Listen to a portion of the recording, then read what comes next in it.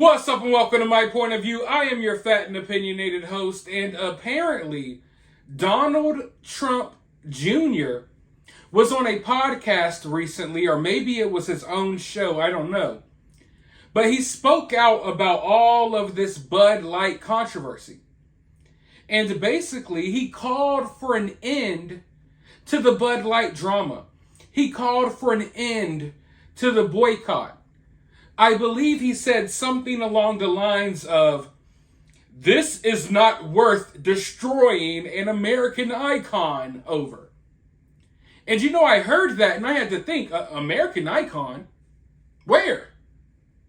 What American icon are we talking about? Are we talking about Bud Light? Bud Light is now considered an American icon?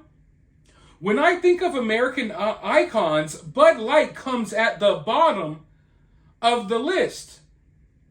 I don't know about you all, but the innocence of kids, protecting kids, is more important to me than the Budweiser horses.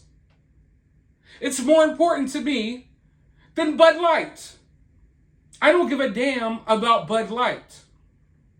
But I think this goes to show why I have a hard time trusting any political figures. And this goes to show that these people are out of touch. They do not understand the culture war at all. To say, oh, well, we got to be careful here. We don't want to destroy an American icon.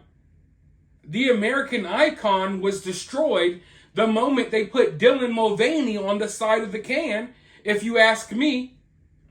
I mean, I wouldn't consider Bud Light an American icon in the first place. But if we're going to consider it that, then hey, I think they lost icon status a couple of weeks ago.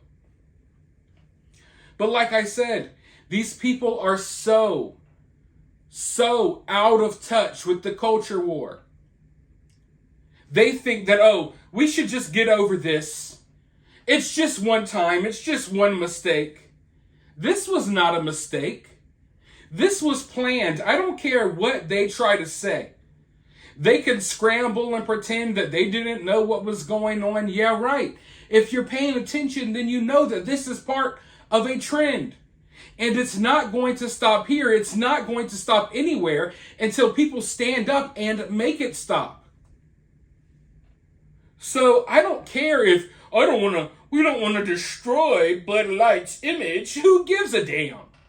How out of touch is that take? It's like, tell me you have money invested in Bud Light without telling me you got money invested in Bud Light. Are you upset that the stock is dropping because you got investments? What is this really about? But it's like whenever we gain some ground, and when I say we, I mean perfectly sane people who are against this weird agenda that is being pushed. Whenever we gain some ground or we have a hill that we could fight on, you got people like this. Oh, well, I don't think we should destroy an American icon like Bud Light. Screw Bud Light. What? And mind you, I'm not someone that has been here telling you all, don't drink Bud Light anymore. I'm not telling you all to boycott anything. I don't tell people how to spend their money. So, like, if you were to drink a Bud Light tomorrow, I'm not going to tell you, hey, you're a bad person for drinking Bud Light. That's not me. That's not the type of person I am, and that's not how I feel inside. But if you want to make a statement, if you want to show that you're against this stuff, then you have to speak with your money and with your pockets. It's not hard to drink a different beer. Most beers taste better than Bud Light anyway.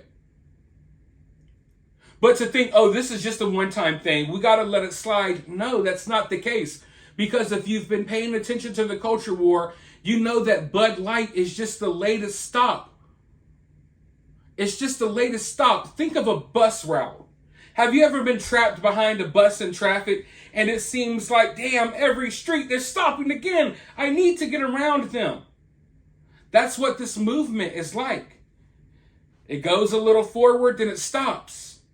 It takes over and destroys another brand or another pillar of American society, and then it moves forward. like I've been saying in my videos, I don't know if you've watched all my videos on this topic, but this little thing that happened, we did not get here overnight. Bud Light did not wake up and was like, hey, we're going to take a man that dresses up as a little girl and preys on children, and we're going to print them on our beer cans. That did not happen overnight. This is just their latest flex. Like I said, honestly, it all really started brewing. All of this really started in the entertainment industry, more specifically, niche entertainment industries like comics. That's where this all started, and I watched it play out for years. As they turned every character you can imagine, gay and trans. We got Spider-Man giving BJs and stuff like that in these comics, and I'm trying to tell people like, hey, I don't know what's going on, but these activists, they're pushing all of this weird stuff, and everyone turned a blind eye, and now they're coming for beer, and beer's not where they're going to stop. So we need to end this. We can't destroy an American icon. How many American icons have already been destroyed? Name any superhero that you can imagine. Those are American icons. When you think of Batman and Superman and Spider-Man, you may write them off as like, oh, they're nerdy characters for nerds, but that's our culture. When you think of Marvel and DC, that's our Greek gods, if you will. That's our modern day American mythology that has been destroyed. And that was just the first stop.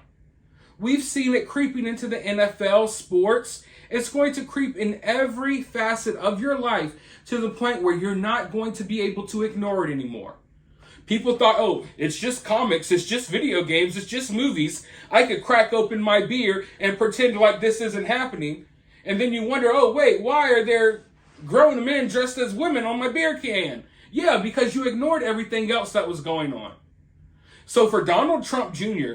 to have the audacity to sit here and say, we don't want to destroy an American icon because of this, man, screw that noise. Like I said, it shows how out of touch these people are. And in my mind, it really makes me question, like, hey, what are your values? What do you really stand on? What do you, like, you know what I mean? Do you understand where I'm coming from here? So, like I said, I think that this Bud Light situation, it may be hard for some people to understand because some people aren't paying attention. Most people aren't. But for those of us that have been paying attention, we recognize this as a big battle in the culture war.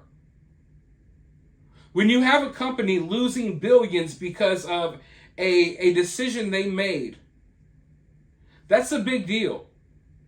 And right now in the culture war, it looks like we're winning. And when I say we, I mean the sane side. It's not political sides, because there's people from all political parties that all believe that this stuff is nonsense that's going on. That's what they don't want you to know. But we're on the winning side of the culture war at the moment. These companies are losing, and they're losing big. And I say we keep our foot on their necks as opposed to giving them mercy because, oh, Bud Light and the Bud Lights are frogs. They're American icons, man. What? What? Are you serious? Are you serious? If Bud Light, a company that decided to sponsor Dylan Mulvaney, is an American icon, then what does that tell you about America? I think it's time for America to find new icons, and I think it's time for America to find a new beer to drink. Let me know your thoughts down in the comments below. While you're down there, hit the thumbs up, hit the subscribe, ring that notification bell, and as always, remember to remain opinionated.